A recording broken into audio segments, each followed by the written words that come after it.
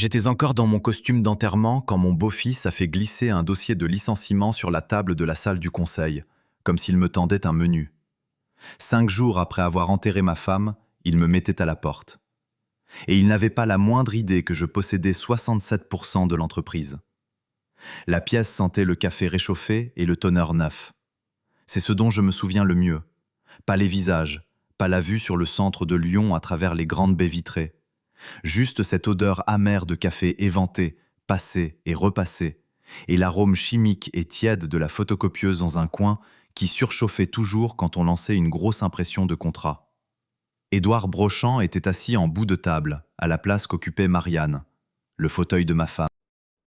Le cuir gardait encore sa forme, si faiblement qu'on aurait pu croire qu'elle allait revenir d'une seconde à l'autre, lisser sa jupe, glisser un stylo derrière son oreille et me lancer ce regard qui voulait dire « François, tiens-toi bien ». Mais Marianne ne reviendrait pas. Les cheveux d'Édouard étaient plaqués en arrière avec un soin excessif, comme s'il avait suivi un tutoriel en ligne pour avoir l'air d'un grand patron. Il portait un costume bleu marine qui n'était pas tout à fait à sa taille aux épaules et une montre en argent qui semblait neuve.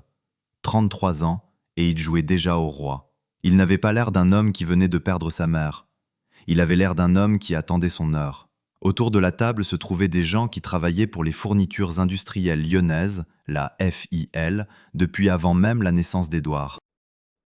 Marc Dubois, notre directeur financier, 56 ans, lyonnais pure souche, le genre de type qui gardait un livre de compte dans sa tête et un chapelet dans sa boîte à gants. Rita Sanchez, de l'exploitation, 49 ans, dure comme le sel de déneigement, capable de flairer une mauvaise affaire à travers une porte fermée. Denis Arlan, le président du conseil d'administration, 61 ans, le genre à vous écraser la main en vous saluant, un pilier du Rotary Club local qui sentait toujours l'après-rasage et les pastilles à la menthe. Ils me regardaient tous avec cette même expression figée qu'ont les gens à un enterrement quand ils ne savent pas quoi dire. De la compassion mêlée de peur, car personne ne s'attendait à ce que cette réunion ait pour but de me licencier. Édouard s'éclaircit la gorge. Le son résonna un peu dans le silence. Même la ventilation semblait s'être tue, comme si le bâtiment lui-même retenait son souffle. D'abord, commença Édouard en cliquant sur une petite télécommande, comme pour lancer un PowerPoint. Je tiens à remercier tout le monde d'être ici. Je sais que la semaine a été difficile. Sa voix avait ce calme étudié qu'on entend dans les vidéos d'entreprise, comme s'il avait répété son texte devant le miroir. J'étais assis, les mains croisées, les manches de mon costume noir tirées sur mes poignets. Ma cravate me serrait trop, c'était la préférée de Marianne. Elle me l'avait choisie dans une petite boutique pour hommes près du centre commercial de la Part-Dieu, des années plus tôt. Elle disait que cette cravate rendait mon regard plus chaleureux. Ce matin, je l'avais nouée par automatisme, par chagrin. Je ne pensais pas à une réunion du conseil. Je pensais à la dernière fois où j'avais embrassé le front de ma femme. Froid, trop froid. Comme vous le savez, poursuivit Édouard, le conseil m'a demandé d'assurer l'intérim en tant que PDG. Marc s'agita sur sa chaise. Denis hocha la tête, tout raide. Dehors, j'entendais le vent secouer les joints des fenêtres. Le vent qui descend du lac Léman en décembre ne se soucie ni des funérailles, ni des titres. Il vous transperce, c'est tout. Édouard baissa les yeux sur un dossier, puis les releva vers moi. Son regard ne s'adoucit pas, même pas pour la forme. « François, dit-il, comme s'il prononçait le nom d'un type rencontré à un séminaire, je vais faire simple. » Mon estomac se noua. Un homme qui dit qu'il va faire simple est sur le point de faire quelque chose de cruel. Il fit glisser un dossier vers moi sur la table. Épais, propre, fraîchement agrafé. Sur la première page, le logo de notre entreprise et en dessous, ces mots. Protocole de rupture conventionnelle. Marc inspira brusquement, comme s'il venait de recevoir une gifle. La mâchoire de Rita se crispa. Denis cligna des yeux rapidement, comme pour se réveiller d'un cauchemar. Je ne bougeais pas tout de suite. Je fixais ce dossier comme si c'était un serpent. « Avec effet immédiat, nous mettons fin à votre contrat de travail avec la FIL », déclara Édouard. Les mots tombèrent dans la pièce avec un bruit sourd. Pas une explosion, non, juste le son mat d'un carton qu'on laisse tomber sur du béton. Mes oreilles se mirent à bourdonner. Pas fort, juste une pression, comme si mon corps refusait d'accepter ce que je venais d'entendre. Je regardais Édouard. « Tu me licencies ?»« Oui, dit-il sans hésiter. Nous prenons une nouvelle direction. » Une nouvelle direction, répétai-je, goûtant l'expression. Elle n'avait ni poids ni sens, juste une de ces formules toutes faites qu'on jette sur les problèmes pour les cacher. Édouard croisa les mains, comme s'il s'apprêtait à expliquer un budget. François, tu es là depuis longtemps. Tu as fait ce que tu as pu, mais l'entreprise a besoin d'un leadership moderne. Le visage de Marc vira au rouge. Édouard. Édouard leva une main sans même le regarder. Marc, s'il te plaît, laisse-moi finir. Denis se racla la gorge. Édouard, cela semble précipité. Le sourire d'Édouard se crispa. Précipité, Denis? Ma mère est décédée. Ça, c'est précipité. Et voilà, c'était la première fois qu'il la mentionnait. Pas comme Marianne, pas comme maman, comme un argument de pouvoir. Il me jeta un nouveau regard. François, je suis sûr que c'est un moment difficile pour toi, mais nous devons penser à l'image de l'entreprise. L'image, répétai-je doucement. Oui, dit Édouard en s'adossant au fauteuil de Marianne comme s'il lui appartenait. Il va y avoir beaucoup de changements. Je suis en discussion avec des investisseurs, des partenaires, des gens qui attendent une certaine structure. Et franchement, sans vouloir t'offenser, garder le mari endeuillé à un poste de direction, ça crée de l'incertitude. Mes mains restaient croisées, mais à l'intérieur, quelque chose de brûlant commençait à monter dans ma poitrine. Pas encore de la colère, pas tout à fait. C'était le chagrin qui se transformait en trahison, comme une ecchymose sur laquelle on appuie. Rita prit la parole, la voix basse. « François, ce n'est pas de l'incertitude. C'est la raison pour laquelle la moitié de nos fournisseurs décrochent encore leur téléphone. » Édouard lui lança un regard poli, mais vide. « J'apprécie ta loyauté, Rita, vraiment. Mais la loyauté n'est pas une stratégie. » Cette phrase me dit tout de lui. Marianne disait toujours « François, cette entreprise repose sur deux choses, du bon matériel et des gens bien. » Édouard parlait des gens comme s'ils étaient des chiffres sur un tableur. Je me penchai en avant et fis glisser lentement le dossier vers moi. Le papier était neuf sous mes doigts. L'encre était fraîche. Édouard me regardait comme un chat observe une souris. « Je veux que tu saches que ce n'est pas personnel, Édouard, dit-il. Je laissai échapper un souffle court par le nez. Ma femme meurt jeudi. Je l'enterre samedi, et tu me licencies ce mardi. Et tu veux que je croie que ce n'est pas personnel ?» Le regard d'Édouard vacilla une demi-seconde. Puis il reprit son masque. « Ma mère a bâti cette entreprise, François. Elle voudrait ce qu'il y a de mieux pour elle. » L'entendre dire « ma mère » comme ça, comme si c'était un trophée dont il avait hérité, me serra la gorge. « Elle voudrait ce qu'il y a de mieux pour ses employés, dis-je. » Édouard haussa légèrement les épaules. « Les gens s'adapteront. » Denis se pencha en avant, les deux mains sur la table. « Édouard, François et... » Édouard le coupa, la voix plus tranchante. « Denis, avec tout mon respect, je suis le PDG. Le conseil a approuvé. On peut en débattre toute la journée, mais la décision est prise. » Marc avait l'air sur le point de se lever pour jeter sa calculatrice contre le mur. Rita fixait la table, respirant par le nez comme un taureau qui essaie de ne pas charger. J'ouvris le dossier. Les premières pages contenaient les clauses habituelles, indemnité, maintien de la mutuelle, clause de non-dénigrement. Le langage était froid, clinique. On aurait dit que ça avait été rédigé par quelqu'un qui ne s'était jamais assis en face d'un homme en costume d'enterrement. Puis je vis une clause qui me fit plisser les yeux. Elle était enfouie page 6, sous un titre vague, « Reconnaissance ». Elle stipulait que je reconnaissais ne détenir aucune part avec droit de vote dans les fournitures industrielles lyonnaises. C'était rédigé à la va-vite, comme si quelqu'un avait copié un modèle sur Internet et mal rempli les blancs. Je ne réagis pas. Je ne haussai pas les sourcils. Mes yeux fixaient cette erreur, assez grosse pour engloutir un homme tout entier s'il signait sans réfléchir. Édouard tapotait son stylo sur la table. « Si tu signes aujourd'hui, tes indemnités seront versées sans problème. Sinon, nous devrons emprunter une autre voie. »« Quelle voie ?» demandai-je. Édouard sourit, un sourire presque enfantin, comme s'il était excité à l'idée d'utiliser un nouveau jouet. « Les poursuites, la sécurité, on peut rendre ça très désagréable. » La tête de Rita se releva d'un coup. « Tu le menaces ?» Le sourire d'Édouard ne s'effaça pas. Je lui explique les options. Je fixai la page. La voix de ma femme me revint, douce et ferme, d'il y a des années, alors qu'elle négociait avec un fournisseur qui essayait de l'intimider. Les hommes discrets sont ceux qui vont au bout des choses, François. Mes mains tremblaient légèrement sous la table. Je détestais qu'Édouard puisse me voir là, en noir, encore à vif, encore brisé. Je détestais que cela se produise alors que les fleurs sur la tombe de Marianne étaient encore fraîches. Mais je savais aussi autre chose. Je savais qu'Édouard ne comprenait pas cette entreprise, pas vraiment, et plus important encore, il ne me comprenait pas. Je pris le stylo, les yeux de Marc s'écarquillèrent. François, je levai une main sans le regarder. Ça va. Denis avait l'air sur le point de pleurer, ou peut-être qu'il le faisait déjà. Les hommes comme Denis ne pleurent pas bruyamment, ils fuient en silence. Édouard se pencha en avant, observant ma main. Bon choix. Je signai la partie sur les indemnités. Je paraphai les pages. Ça n'avait pas d'importance. Et quand j'atteignis la clause bancale sur les droits de vote, je fis une pause, le temps d'un battement de cœur. Le stylo d'Édouard cessa de tapoter. Le silence dans la pièce devint total. Puis je la paraphai aussi. Parce que je ne renonçais à rien de réel. Cette clause était un bluff, et si Édouard pensait qu'elle le protégeait, cela le rendrait imprudent. Les hommes imprudents creusent leur propre tombe. Je fis glisser le dossier vers Édouard. Il ne dit pas merci. Il le ramassa simplement, comme s'il avait gagné quelque chose. « La sécurité va vous raccompagner à la sortie, dit-il. » Je me levai lentement, la chaise raclant doucement le sol. Mes genoux me faisaient mal.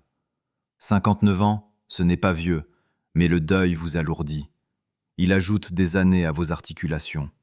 Je regardais les gens dans la pièce, ceux qui avaient bâti cet endroit avec Marianne et moi. Rita avait les yeux humides. Marc avait l'air furieux. Denis semblait avoir honte. Je ne fis pas de discours, je ne suppliai pas, je ne criai pas, je dis simplement « Prenez soin les uns des autres ». Édouard eut un petit ricanement, comme si c'était une absurdité sentimentale. 2 agents de sécurité, tous 2 plus jeunes que moi, évitant mon regard, m'accompagnèrent jusqu'à l'ascenseur. L'un d'eux tint la porte comme si j'étais un étranger dans mon propre bâtiment. Pendant la descente, j'aperçus mon reflet dans le miroir. Costume noir, yeux caves, cravate légèrement de travers. Un veuf, un homme licencié. Quand les portes s'ouvrirent sur le hall, l'air froid me frappa. L'hiver lyonnais me gifla le visage et me réveilla. Je sortis sur le parking où mon vieux 4x4 était garé, avec une fine couche de givre sur le pare-brise. Un modèle de 2014, entièrement payé, pas tape à l'œil. Marianne me taquinait en disant que j'aimais ce véhicule plus que mon propre lit. Je grattais le givre avec le dos de ma main, parce que le grattoir était à l'intérieur et que je m'en fichais. Mes doigts étaient engourdis quand je montais à bord. Je rentrais chez moi en longeant la Saône, passant devant des immeubles en briques aux enseignes délavées, devant un panneau publicitaire pour une réparation de chaudière. Et je réalisais quelque chose qui me frappa plus fort que le licenciement. Édouard ne m'avait pas seulement mis à la porte, il avait essayé de m'effacer. Arrivé à la maison, je restai longtemps dans l'allée, moteur éteint, à écouter le cliquetis du métal qui refroidissait. À l'intérieur, la maison sentait la lessive à la lavande de Marianne et le gratin qu'une amie de la paroisse avait déposé 2 jours plus tôt. La vie continuait de se manifester par de petits cadeaux maladroits. Je suspendis mon manteau dans le placard de l'entrée, et en glissant la main dans la poche, mes doigts touchèrent quelque chose de petit et froid. Un trombone en laiton, le trombone de Marianne, celui qu'elle gardait toujours sur son bureau, légèrement tordu à force de l'avoir redressé 100 fois, et enroulé autour, un post-it jaune, plié serré. Je le dépliai, les mains tremblantes. 2 lignes de son écriture, stable comme toujours. Dossier bleu, premier tiroir, s'y laissait un jour. Ma gorge se serra si fort que j'en eus mal. Pour la première fois depuis l'enterrement, je ressentis autre chose que du chagrin. Ce n'était pas de la joie, ni du soulagement. C'était une colère sourde et patiente. Le genre de colère qui ne crie pas, le genre qui attend. Le lendemain matin, Lyon se réveilla dans une lumière grise et amère. Le genre de froid qui s'infiltre à travers les murs et s'installe dans vos os. Le vent faisait vibrer le bardage de la maison, comme s'il avait quelque chose à dire. Je restai debout dans la cuisine, tenant une tasse de café que je ne me souvenais pas avoir préparée, fixant l'endroit sur le comptoir où Marianne posait son sac à main chaque soir. Il était toujours vide.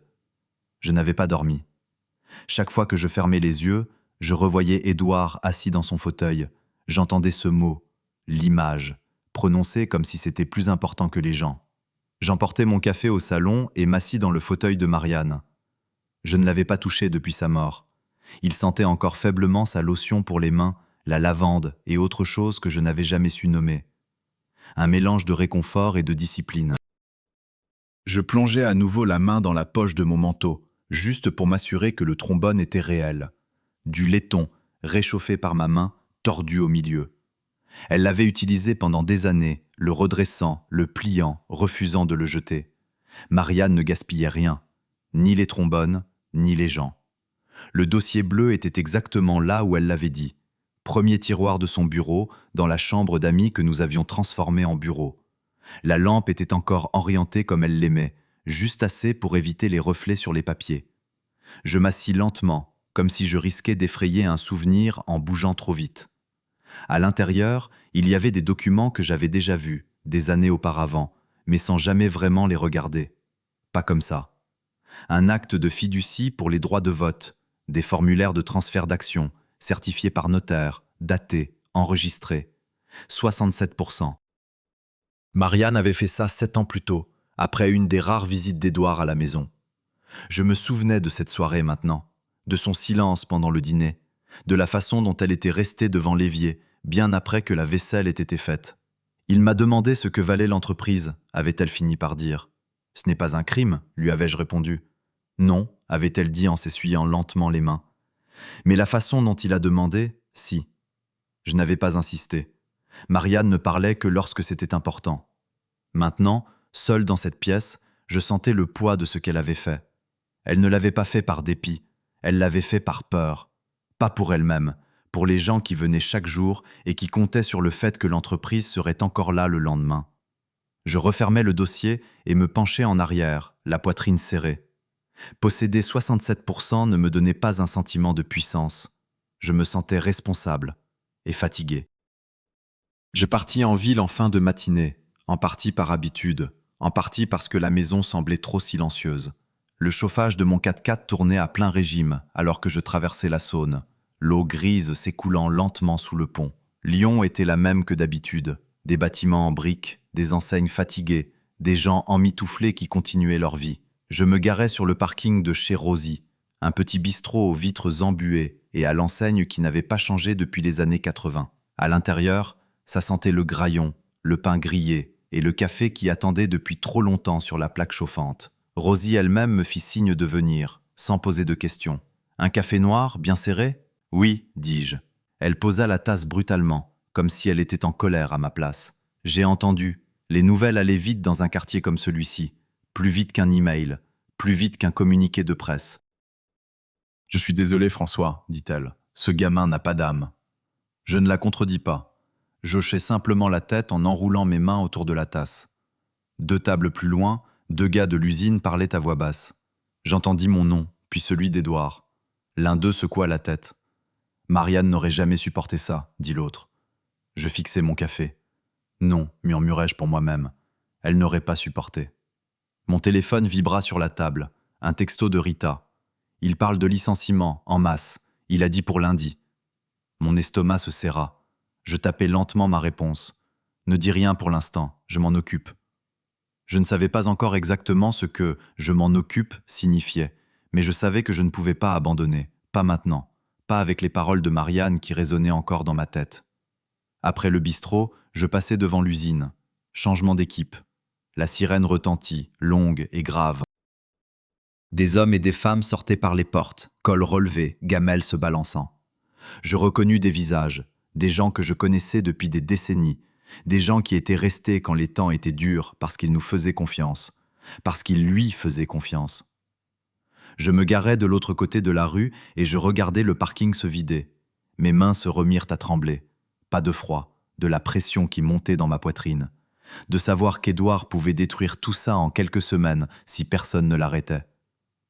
Je me rendis au cimetière dans l'après-midi. La terre était dure, l'herbe cassante. La pierre tombale de Marianne était encore neuve, la terre autour plus sombre que le reste. Je m'agenouillais, mes genoux protestants, et je posais le trombone en laiton au pied de la stèle, comme une offrande. « Je n'ai pas demandé ça », dis-je à voix haute. Ma voix sonnait étrangement dans l'air libre. Je voulais juste finir ce que nous avions commencé. Le vent se leva, froid et vif, transperçant mon manteau. Je repensais à la nuit où Marianne avait regardé par-dessus la table de la cuisine et m'avait dit « Si jamais Édouard essaie de t'effacer, ne le laisse pas effacer nos employés. » Je restai là plus longtemps que prévu, jusqu'à ce que mon téléphone vibre à nouveau. Numéro inconnu. Je répondis, déjà là. François Delorme. Une voix familière eut un petit rire à l'autre bout du fil. Tu réponds encore toi-même à ton téléphone? Bon signe. Henri, dis-je. À ce que je sache, répondit-il. Tu es libre cet après-midi? Pour toi toujours. Bien, dit-il. Je n'aime pas les bureaux. Retrouve-moi chez le coiffeur, rue de la Martinière. Et François? Oui. Apporte le dossier bleu. Je raccrochai et restai là, à regarder le nom de Marianne gravé dans la pierre. Le chagrin était toujours là, lourd et brut. Mais en dessous, autre chose avait pris forme, de la détermination. Lundi arrivait. Et pour la première fois depuis l'enterrement, je n'en avais pas peur. Le salon de coiffure pour hommes de Lou n'avait pas changé depuis que Mitterrand était à l'Élysée. Même enseigne rouge et blanche à l'extérieur, même fauteuil en vinyle craquelé le long du mur, même tableau en liège encombré de prospectus pour des lotos, des concours de pétanque et une annonce délavée pour la kermesse de l'école d'il y a 3 mois. Je poussai la porte et une clochette tinta. L'odeur de talc et d'après-rasage me saisit aussitôt. C'était le genre d'endroit où les hommes parlaient à voix basse des choses importantes et à voix haute de celles qui ne l'étaient pas. Henri Klein était assis dans le dernier fauteuil, à mi-chemin d'une coupe de cheveux, drapé dans une cape rayée comme un homme qui a fait la paix avec son environnement. 72 ans, des sourcils blancs et épais, des lunettes à monture métallique perchées bas sur son nez. Il lisait un exemplaire plié du Progrès comme si on était encore en 1989. Il me regarda dans le miroir et sourit. « François Delorme, dit-il, tu as une sale gueule. »« Je me sens encore pire, répondis-je. Henri hocha la tête. Ça se tient. Le coiffeur, un homme maigre nommé Lou, qui coupait probablement des cheveux depuis que j'en avais à couper, me fit un signe de tête poli. Personne ne posait de questions.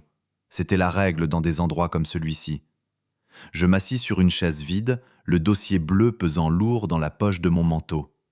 Henri attendit que Lou s'éloigne, puis dit à voix basse « Tu conduis toujours ton vieux 4x4 ?»« Oui. »« Bien, ça veut dire que tu n'as pas perdu la tête. » J'eus un faible rire.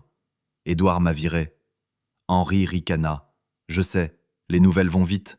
Lyon est une petite ville, dit-il, et la bêtise ne reste pas secrète longtemps. » Lou termina et retira la cape d'Henri.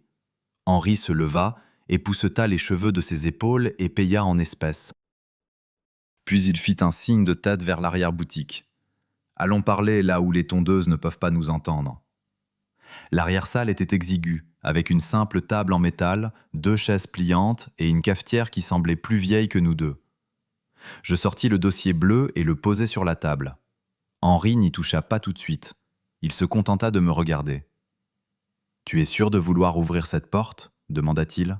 « Je pense que ma femme l'a ouverte il y a 7 ans, dis-je. Je ne fais que la franchir. » Henri hocha la tête une fois, puis ouvrit le dossier. Il lut lentement, attentivement. Son visage ne changea guère, mais je pouvais voir les rouages tourner derrière ses yeux. Il tourna les pages, vérifia les dates, passa un doigt sur les tampons notariés comme s'il pouvait en sentir le poids. Finalement, il se pencha en arrière. « Eh bien, dit-il, j'en reste baba. » J'avalai ma salive. « C'est bon signe ou mauvais signe ?»« C'est blindé, dit-il. » Acte de fiducie, transfert d'action, tout est enregistré en bonne et due forme. 67%, c'est propre comme un livre de comptes d'église. Ma poitrine se desserra un peu. Il ne le sait pas. Les lèvres d'Henri s'étirèrent en un léger sourire. Non, et c'est ça le meilleur. Il referma le dossier et le tapota d'un doigt. Édouard se pavane en pensant qu'il a hérité d'un trône. En réalité, ce qu'il a, c'est une chaise pliante avec un pied en moins. Je faillis sourire, presque. Mais Henri continua en levant un doigt. « Ça ne fonctionnera que si tu ne t'impatientes pas. » Je me penchai en avant. « Il parle de licenciement ?»« Je sais, dit Henri. 50 noms aux dernières nouvelles, des anciens. » Ma mâchoire se serra. Henri poursuivit. « Il courtise des fonds d'investissement. 2 groupes, un de Paris, un autre de l'étranger.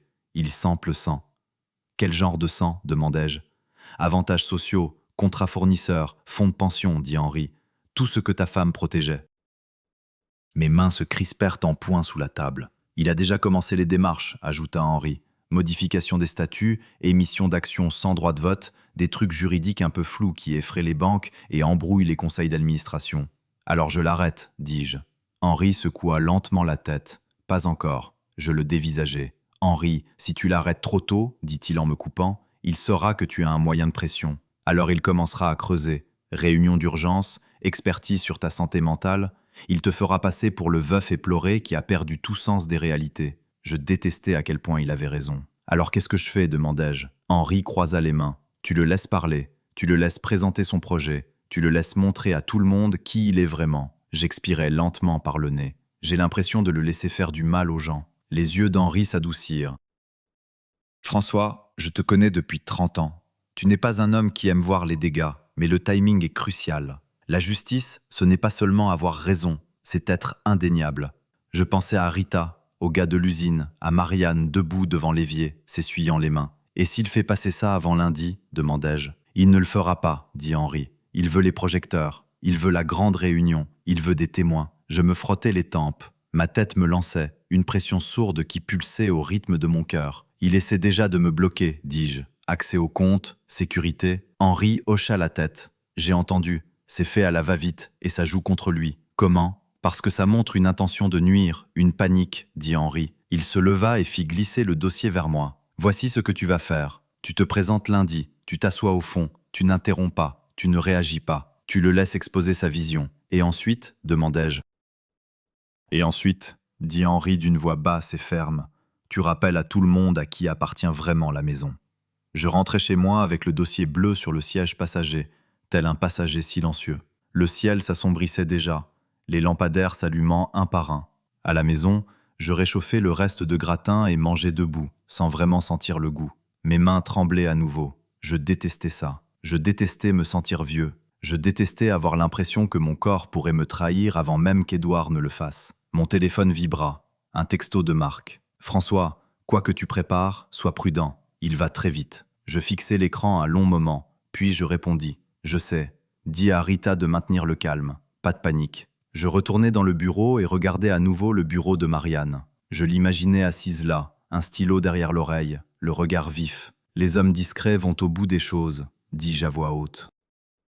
Lundi était dans 3 jours, et Édouard n'avait aucune idée de la profondeur du trou qu'il était en train de creuser. Le lundi matin arriva, dur et froid. Le genre de journée grise lyonnaise qui vous pèse dessus avant même que vous n'ayez mis un pied dehors. Le vent qui descendait du Rhône me transperça le manteau alors que je traversais le parking. Le drapeau devant l'entrée claquait, sec et fort.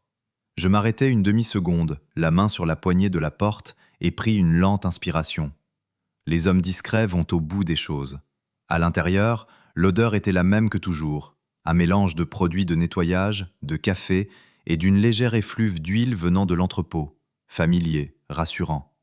Je m'enregistrais auprès de la sécurité comme si j'étais un visiteur dans ma propre maison. 2 gardes hochèrent la tête poliment, leurs yeux professionnels glissant déjà au-delà de moi. La salle du conseil était pleine quand j'entrais. Des cadres supérieurs étaient alignés le long d'un mur. Les membres du conseil étaient assis, le dos raide, autour de la table. Sur l'écran au fond, de petites fenêtres s'animaient à mesure que la visioconférence se connectait. Des représentants de fonds d'investissement dans des bureaux impeccables, quelques avocats externes. Et je remarquai une journaliste de la presse économique locale dont j'avais lu la signature plus d'une fois dans Le Progrès. Édouard se tenait en bout de table, les mains posées sur le bois poli, souriant comme si c'était le jour de son mariage. Je pris place au fond, exactement là où Henri m'avait dit de m'asseoir. Je posai l'enveloppe en cuir usé sur mes genoux et croisai les mains par-dessus. Mon pouls martelait dans mes oreilles. Je le laissais faire. Je n'essayais pas d'avoir l'air calme, j'essayais d'être immobile. « Bonjour à tous, » dit Édouard, la voix claire. « Merci d'être ici. Aujourd'hui, nous parlons d'avenir. » Il cliqua sur sa télécommande. Une diapositive apparut, police en gras, flèche épurée, des mots comme transformation et croissance. Il parla pendant 20 minutes d'efficacité, de modernisation, de rationalisation des effectifs, de la façon dont le sentimentalisme avait freiné l'entreprise. J'observais les visages pendant qu'il parlait. La mâchoire de Marc se serrait à chaque phrase. Rita ne regardait même pas l'écran. Denis fixait ses mains. « Et cela nous amène à la phase 1, » dit Édouard, avec un sourire encore plus large. « La réduction stratégique des effectifs. Un murmure parcourut la salle. Sur l'écran, un des types du fonds d'investissement hocha la tête, comme si tout cela était parfaitement raisonnable. Édouard ne sia pas. « Ces décisions ne sont jamais faciles », dit-il comme s'il avait répété cette phrase. « Mais diriger, c'est savoir prendre des décisions difficiles. » Ma poitrine se serra. Mes doigts se crispèrent sur l'enveloppe. « C'est pourquoi, continua Édouard, je demande un vote pour approuver le partenariat et autoriser les modifications de gouvernance. » Il regarda autour de la table, confiant, avide. « Avant de voter, dis-je. » La pièce se figea. Toutes les têtes se tournèrent. Édouard cligna des yeux, surpris, puis eut un petit rire. « François, dit-il comme si j'avais interrompu un discours, c'est une réunion du conseil ?»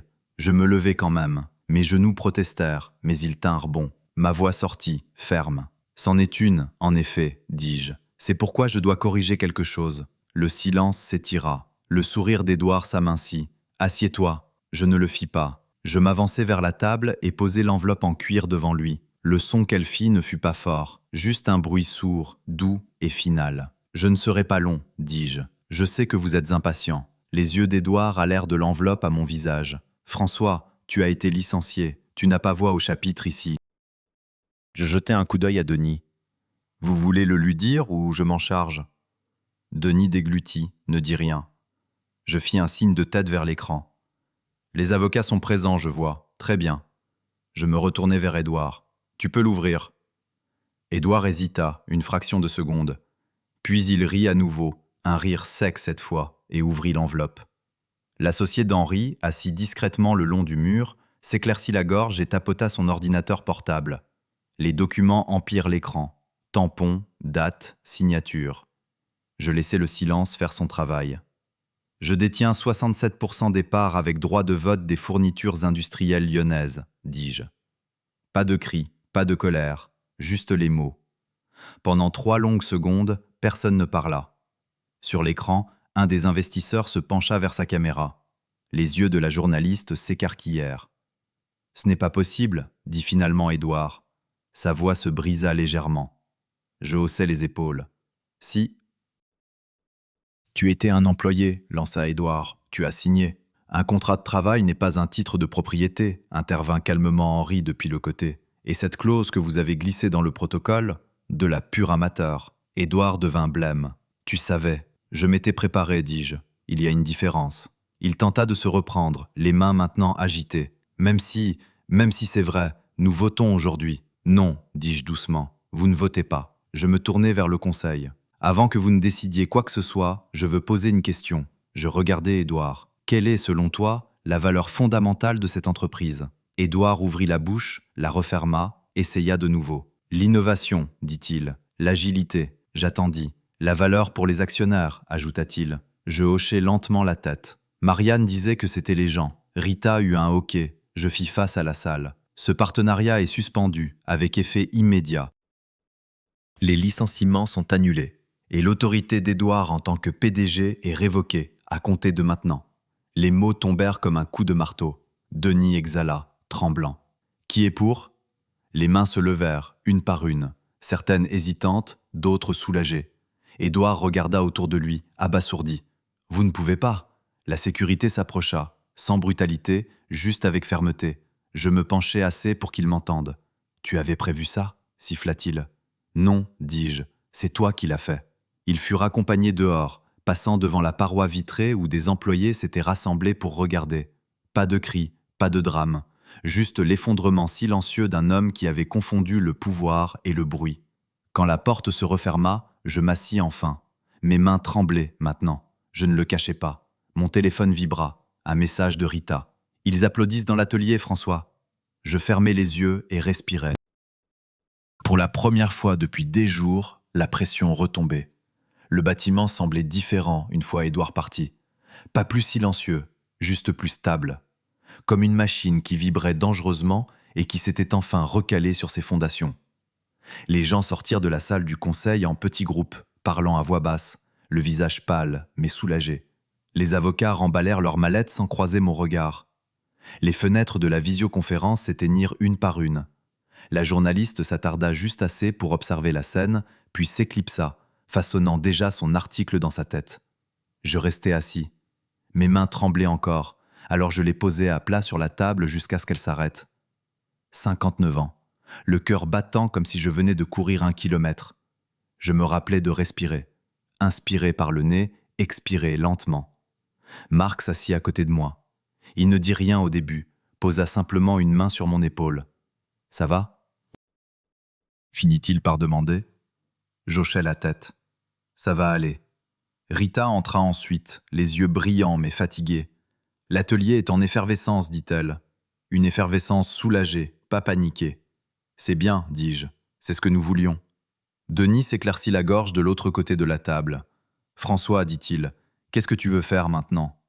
Je regardais la pièce, cette même pièce que Marianne avait dirigée pendant des années avec une confiance tranquille et une pile de dossiers aux couleurs vives. Je pouvais presque la voir là, un stylo derrière l'oreille, veillant à ce que personne ne manque un détail. « Je ne veux pas du titre de PDG, dis-je. » Denis cligna des yeux. « Tu n'en veux pas ?» Je secouai la tête. « Je n'ai pas 35 ans. Je ne cours pas après un bureau d'angle ou un titre dans les journaux. Je suis ici pour empêcher que cet endroit soit vendu à la découpe. » Marc hocha la tête lentement, comprenant. « Nous allons former un comité de direction par intérim, continuai-je. Les opérations, la finance, la direction de l'usine. Pas de surprise, pas de marché secret. » Rita sourit. Ça ressemble à du Marianne tout craché. Le nom tomba dans la pièce, doux et lourd à la fois. Cet après-midi-là, je fis le tour des ateliers. Pas pour une annonce, pas pour un tour de victoire, juste pour marcher. Les gens s'arrêtaient en me voyant. Certains hochaient la tête, d'autres souriaient. Un type, Thomas Rieux, s'avança, les mains rudes et noircies, comme toujours. « C'est vrai ?» demanda-t-il doucement. « Pour les licenciements ? Ils sont annulés, dis-je. On va faire ça correctement, ensemble. » Thomas laissa échapper un souffle qu'il ne savait probablement pas qu'il retenait. « Merci François. » Je lui serrai la main. Ce geste valait plus que n'importe quel vote. À la fin de la semaine, les choses avaient trouvé un nouveau rythme. Pas parfait, pas facile, mais honnête. Le nom d'Édouard cessa d'être mentionné. Par ici, les réputations ne meurent pas bruyamment. Elles s'estompent, tout simplement. Les gens se souviennent de qui était là, de qui ne l'était pas, de qui a traité cet endroit comme une ligne sur un CV au lieu d'un organisme vivant. Nous sommes parvenus à un accord discret, pas de scandale, pas d'excuses. Édouard est parti avec une indemnité modeste et une clause qui l'empêchait de s'ingérer ou de réécrire l'histoire. Il ne s'agissait pas de le punir, il s'agissait de fermer la porte. Un soir, bien après que tout le monde soit parti, je me suis assis seul dans l'ancien bureau de Marianne. Je me suis préparé un thé comme elle l'aimait, 2 minutes d'infusion, pas plus, pas moins. Je me suis assis dans son fauteuil et j'ai regardé par la fenêtre vers l'usine, où les dernières lumières brillaient dans l'obscurité précoce de l'hiver. La sirène du changement d'équipe a retenti au loin, grave et familière.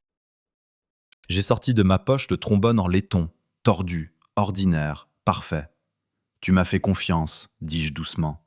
Je n'ai pas tout gâché. » Le chagrin était toujours là, il le serait toujours, mais il n'était plus aussi vif. Il avait maintenant des contours, une forme, un sens. J'ai fermé le bureau à clé et je suis sorti. L'air était froid, pur. Le froid lyonnais, celui qui vous réveille. En rentrant chez moi, j'ai pensé à quel point j'avais été proche de perdre mon sang-froid. Combien il aurait été facile de crier, de faire irruption plus tôt, de laisser la colère décider du moment. Marianne avait raison. Les hommes discrets sont ceux qui vont au bout des choses. Si ce récit a fait écho en vous, si vous avez déjà connu l'injustice d'être mis de côté, sous-estimé ou pris de court par quelqu'un qui vous pensait fini, j'espère que vous vous souviendrez de ceci. La patience n'est pas une faiblesse. C'est parfois une stratégie. C'est parfois du respect. Et c'est parfois le seul moyen pour que la justice soit bien rendue. Si vous avez trouvé quelque chose de familier ici, prenez un moment pour partager vos réflexions. Transmettez cette histoire à quelqu'un qui pourrait avoir besoin de l'entendre. Et si vous souhaitez découvrir d'autres récits comme celui-ci, des histoires de résilience, d'équité et sur l'art de finir les choses de la bonne manière, n'hésitez pas à nous suivre. Merci de votre écoute.